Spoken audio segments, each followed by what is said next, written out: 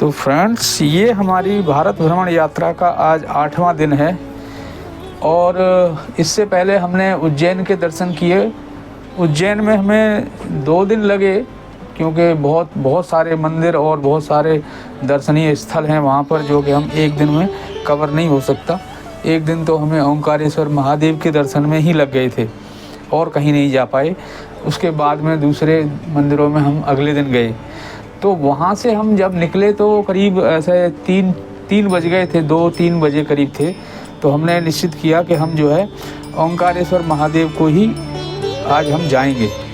तो हम वहाँ से 3 बजे निकले हैं और हम उसी रास्ते में निकल रहे हैं। हालांकि खड़वा यहाँ से काफ़ी दूर है, करीब 150-125 किलोमीटर करीब है और रास्ता भी बहुत ज़्यादा अच्छा नहीं है, पहाड़ियों का रास्ता है।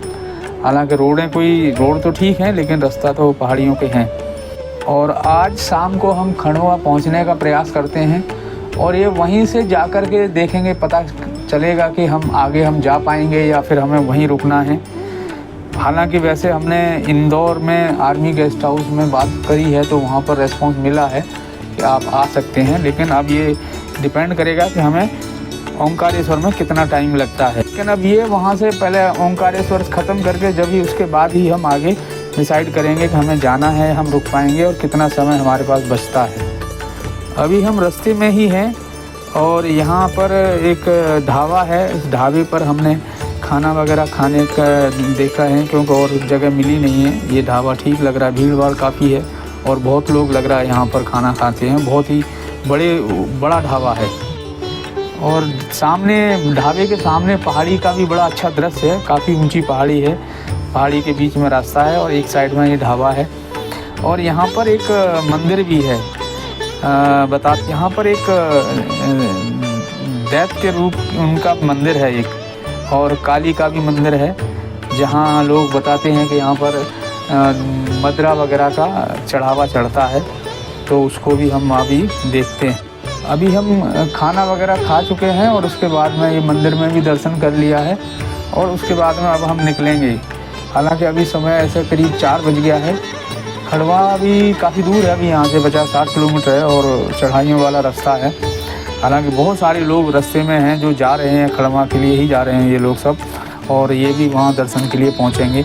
तो हम निकलते हैं अभी यहाँ से, फिर हम आगे के लिए अब हम यहाँ से निकलने के बाद में करीब 20-30 किलोमीटर दूर चलने पर एक नवग्रह मंदिर है। इसमें 9 ग्रहों की मूर्तियाँ स्थापित हैं और बहुत सारे लोग श्रद्धालु यहाँ पर इनका दर्शन करते हैं। हम लोग भी यहाँ इसी में दर्शन कर रहे हैं। नवग्रहों का जितने सारे ग्रह हैं सारे, बड़ा अच्छा मंदिर है, रोड के सहारे पर ही है। और ये नवग्रह मंदिर में दर्शन करने के बाद में हम आगे के लिए निकलते हैं और शाम का वक्त हो गया है, करीब 5 बजे का वक्त है। तो पहुंचने में लगेगा वक्त थोड़ा सा क्योंकि रास्ता वैसा ही है इसलिए। और बीच में ये नदियां भी पड़ रही हैं, बीच में जो कावेरी है और नदी है, नर्मदा नदी है। ये नदी अगर आगे देखी जाए तो ये वहीं से नीचे को आ रही है। और क्योंकि ज्योतिर्लिंग महादेव का मंदिर भी नर्मदा के किनारे पर ही बसा हुआ है।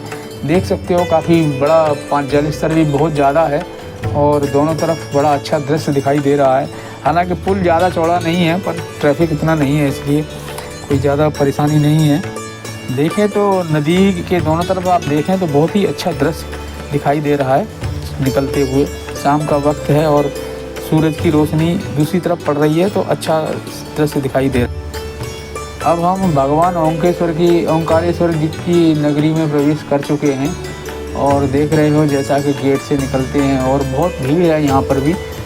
काफ़ी लोग यहाँ पर दर्शन के लिए आते हैं और काफ़ी लेट तक दर्शन करते हैं। अब ये ओंकारेश्वर ज्योतिर्लिंग के बारे में बहुत सारी पौराणिक कथाएं हैं, कहानियाँ हैं। लोग बताते हैं कि यहाँ पर राजा मानधाता ने बहुत ही बड़ी भगवान शिव की प्रतिज्ञा करके बहुत बड़ी पूजा अर्चना की थी और उन्होंने जो है भगवान शिव को प्रसन्न करने के लिए इसी पर्वत की थी। इसीलिए इस पर्वत का नाम मानधाता पर्वत रखा पड़ गया। ये जो शिवलिंग है नर्मदा के किनारे पर है और ये स्वयंभू पर्वत शिवलिंग है। ये बताते हैं स्वयं प्रकट हुआ है क्योंकि जब महाराजा मानधाता की पूजा से और उनकी तपस्या से जब भगवान शिव प्रसन्न हुए तो उन्होंने महाराजा मानदाता को वरदान मांगने के लिए कहा। तो उन्होंने एक वरदान ये भी मांगा कि महाराज आप जो है यहीं पर वास करें। तो उसके बाद में भगवान शिव उस ज्योतिर्लिंग में समाहित हो गए और ये स्वयंभू ज्योतिर्लिंग है, इसको किसी ने बनाया नहीं है और ये स्वयं प्रकट हुआ ज्योतिर्लिंग है। जैसा कि हम सभी जानते हैं कि भगवान शिव अपने भक्त के लिए कुछ भी करते हैं, उसकी इच्छाओं के लिए कुछ भी करते हैं। तो उन्होंने यहाँ पर इस नगरी में वास करना स्वीकार किया और तब से भगवान शिव यहीं पर विराजमान हैं। और यह ज्योतिर्लिंग यहाँ पर स्वयं पैदा हुआ है। यहीं पर दूसरे ज्योतिर्लिंग मंगलेश्वर मंदिर में भी पूजा मंदिर है यहाँ पर, जहाँ पर भी लोग पूजा अर्चना करते हैं। बड़ा मशहूर और बड़ा फलदायक मंदिर है। और मंगलेश्वर मंदिर में दर्शन करने से लोगों को भगवान शिव की कृपा मिलती है और उनके सारे मंगल कार्य होते हैं और सारे कार्य सफल होते हैं। अटके काम सारे शुरू हो जाते हैं, अशांत मन को शांति मिलती है और स्वयं संपूर्ण कल्याण हो जाता है। ओंकारेश्वर मंदिर के बारे में बताएं तो इसमें 7 बड़े बड़े खम्भ हैं, उन पर बड़ी बड़ी नक्काशी की गई है। ये मंदिर 5 मंजिल बना हुआ है और 5 मंजिल में अलग अलग देवी देवताओं के मूर्तियां हैं। ओंकारेश्वर लिंग के ऊपर महाकालेश्वर मंदिर भी है, जो बहुत ही प्रसिद्ध एवं बहुत ही मशहूर मंदिर है, जहाँ पर लोग अपनी दुख और कष्टों के निवारण के लिए पूजा करने आते रहे। उज्जैन में ऊपर के तल पर ओंकारेश्वर का दर्शन प्राप्त होता है, इसीलिए ओंकारेश्वर का दर्शन करने से महाकाल का भी पुण्य प्राप्त होता है। और माना जाता है कि पुराने समय में ओंकारेश्वर मंदिर का जीर्णोद्धार मालवा के राजा परमार राजाओं ने इसका जीर्णोद्धार कराया था। इस मंदिर को एक भव्य रूप दिया। बाद में मराठा राजाओं ने भी यहाँ पर मंदिर की भव्यता को बढ़ाया और उसमें निर्माण कार्य करवाए। बहुत सारे मंदिरों की ऊंचाइयों को बढ़ाया गया। ओंकारेश्वर मंदिर पूरी साल भक्तों के लिए खुला रहता है। आप कभी भी किसी भी समय यहाँ आकर भगवान का दर्शन कर सकते हैं। मंदिर के पास ही नर्मदा नदी बहती है, उसको पार करने के लिए आप नाव का इस्तेमाल कर सकते हैं और बने हुए पुल से भी आप जा सकते हैं। कहा जाता है कि ओंकारेश्वर मंदिर पूरे पृथ्वी का एकमात्र ऐसा शिवलिंग मंदिर है जहाँ पर भगवान स्वयं भगवान महादेव और पार्वती के साथ सोने के लिए यहाँ आते हैं, ऐसा सुना जाता है, ऐसा लोग बताते हैं। और भगवान कुबेर ने भी यहीं आकर भगवान शिव की पूजा की और भगवान शिव को प्रसन्न किया था। और यहीं पर दोनों नदियाँ कावेरी और नर्मदा का संगम भी होता है, जिस वजह से ये स्थान और भी पवित्र माना गया है। ओंकारेश्वर मंदिर मानदाता पर्वत एवं शिवपुरी के बीच में स्थित है और यह खास बात यह है कि यह द्वीप पर्वत और शिवपुरी के बीच का द्वीप ओंकारेश्वर ओम के रूप में दिखाई देता है, इसलिए इसको बहुत अधिक पवित्र माना गया है। और यही वो पर्वत है जिस पर महाराज मानदाता ने तपस्या की थी। और चूंकि ये ओम के आकार में दिखाई देता है धूप, इसीलिए इसका नाम ओंकारेश्वर रखा गया। और यहाँ पर जो ज्योतिर्लिंग है ये एक प्राकृतिक ज्योतिर्लिंग है, यह इसको किसी ने मनुष्य द्वारा तराशा या गढ़ा नहीं गया है, यह स्वयं प्रकट हुआ एक ज्योतिर्लिंग है। हालांकि शाम का वक्त है और यहाँ शाम को दर्शनार्थियों की बहुत ज़्यादा भीड़ होती है और बड़ा मुश्किल से हमको भी बहुत परेशानी हुई है, जहाँ दर्शन करने में बहुत भीड़ है। हालांकि हमें VIP पास हमें मिल गया था, जिसकी वजह से हमारा काफ़ी समय बचा और हमें अच्छी तरह दर्शन हो चुके हुए। जैसा कि आप देख रहे हैं बहुत ज़्यादा भारी भीड़ है, लोग दर्शन के लिए जयकारे लगा रहे हैं और दर्शन के लिए लोग खड़े हुए हैं, इंतज़ार कर रहे हैं।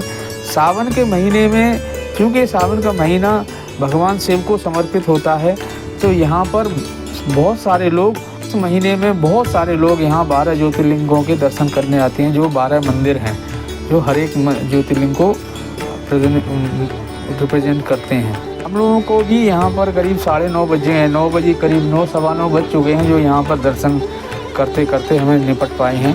अब हमारे पास 2 ही रास्ते थे, या तो हम यहीं रुकें या फिर हम आगे के रास्ते के लिए, हमारे रूट के हिसाब से इंदौर पड़ रहा था, तो हमने ये निश्चित किया कि इंदौर पहुँचना ही ठीक होगा, भले ही थोड़ा सा कष्ट रहेगा, क्योंकि सवारी और रोड रास्ता तो चल ही रहा है, लोग आ रहे हैं जा रहे हैं, तो हमने इसी बात को निश्चित करके हमने इंदौर के लिए रूट बनाया और बीच में कई जगह, एक जगह होटल भी मिला और वहाँ खाना वाना खाने के बाद में हम करीब रात को 11 बजे करीब हम इंदौर पहुँचे। हालांकि हमने इंदौर में पहले ही गेस्ट हाउस में बात कर चुकी थी और वहाँ लोगों ने हमें आश्वासन दे दिया था कि आप आ जाइए। तो हम जो है इस तरह करते हुए हम इंदौर रात को पहुँचे हैं। अब आज की यात्रा जो है हमारी यहीं समाप्त है, 8वें दिन की यात्रा।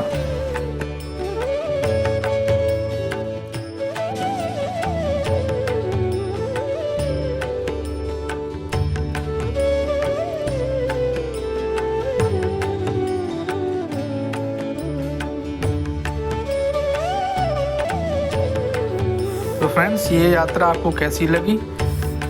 ये वीडियो देखने में अवश्य ही आपको वास्तविक यात्रा का एहसास हुआ होगा। तो हमारे चैनल को लाइक शेयर करें और चैनल को सब्सक्राइब करें। धन्यवाद।